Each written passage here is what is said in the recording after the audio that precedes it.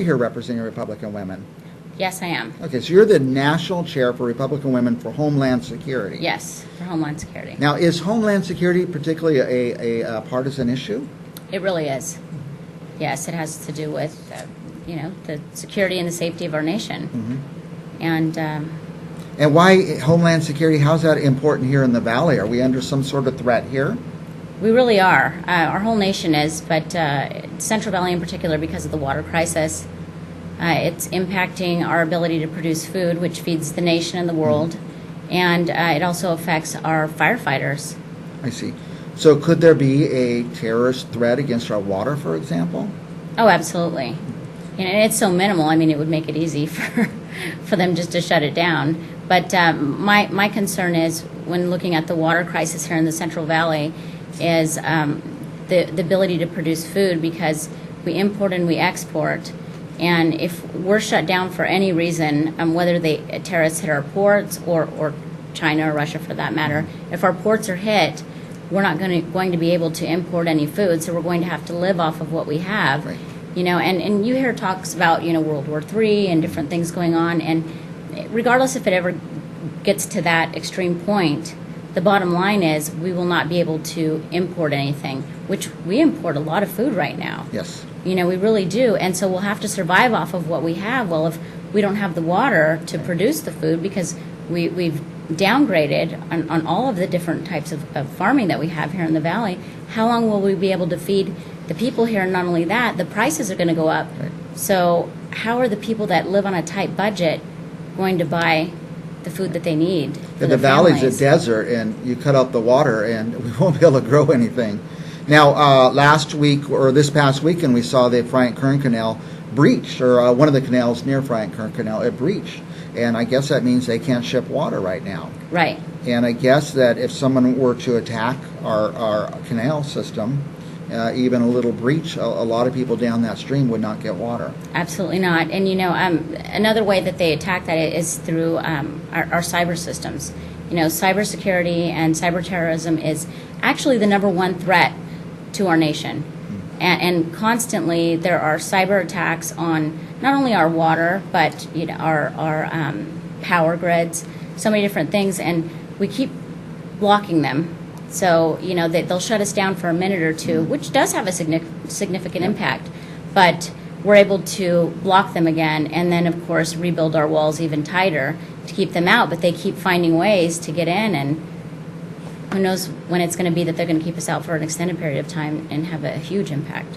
Now, you're national chairman for the Republican Women, which is I'm national chairman of Homeland Security for the Republican Women. For the Republican Women, which is a pretty big organization. It's nationwide. It's actually the largest women's organization in the world. Wow. And not only in our nation, but in the world. It's the largest and most powerful.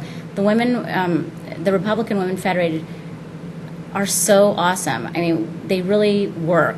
They work hard. They do whatever they have to do to help different causes and different, of course, politicians get into office. But we also do a lot of community service. We help different nonprofit organizations with whatever it is, because let's face it, it's not always election time. So, yes. So what, as the national chairman for Homeland Security, or chairperson, should I say? You can say chairwoman, chairman. It doesn't bother me. Okay, thank you. How do you talk to legislators? Do you help move legislation, or are you somehow involved in that process? I'm trying to push legislation, of course, to help law enforcement, military, and fire, mainly. And then I do anything that I can possibly to help them on my own, even down to the smallest favor. If they need me to do something, to be there for whatever cause or reason, they do. I honestly, sometimes I'll take them, make them dinner, at the fire stations when they need it, or sweets or whatever. Any little thing really does help, and it really it weighs on them because they have so much work to do. Well, a lot of us don't think of this, but I guess I'm just catching on now. National security isn't just in Washington, D.C. or the Army or something, but it goes all the way down to the local firefighter and police officer. Yes, it does. It really does. And with the firefighters, this is because of the drought crisis here. It's not a drought. I mean, yeah, we are in a state of drought, but we are in a water crisis because of misappropriation of the water, not building enough storage, not having, and that's really why we're in a crisis right now. And because of that, the firefighters for the wildfires are not able to scoop from the reservoirs as they normally do. And There's because not enough water there. there's just not enough water, so they're having to ship it in, which delays their ability to fight the fires, which allows the fires to grow. Right. And it's very dangerous, very dangerous. So national security doesn't have to be just an issue of an outside threat, but our own interior acts of God, lightning striking fire, or people playing with matches starting forest fires. So Right, or riots even, local riots. And now our food supply, we feed the world. I guess that we can. I always think, well, we're okay here because we raise the food, and if we can't ship it throughout the world, we'll be okay. But I guess if the water supply stopped, we wouldn't have food either. no, we wouldn't. We'd have to ration and spread it out. And, we can't all of a sudden increase our water overnight if there was, something major to happen. I tell my kids, I said, we need two things. We need seeds and we need guns, because if we have seeds, we can grow our own food, and we need the guns because our neighbors are going to come try to steal it when there's Absolutely. when there's no food for them. I'm So, with you on the Second Amendment. Absolutely. Yes. Anyway, any last message? Did I skip anything? We're going to go to another guest, but I always rush things, so I always try to take a moment. And I would say let the host- to everyone out there, look into who, when Election Day comes, really look into the background of the people that you're voting for, and ask yourself, what have they done to help the Central Valley and our water crisis? Have they helped it or have they hurt it? And even if they haven't directly hurt it, if they haven't helped and they've been in office for more than 10 years, Right. they have hurt it. And our local guys really should be out front on the water. Oh, absolutely. Yeah. Yes. Rachel Martin, national chair of Homeland Security for the Republican Women. Great Yes. organization. If you're a Republican and a woman, come join. They can join, right? Yes, they can join. Absolutely. If you're a Democrat and a woman, switch and then join.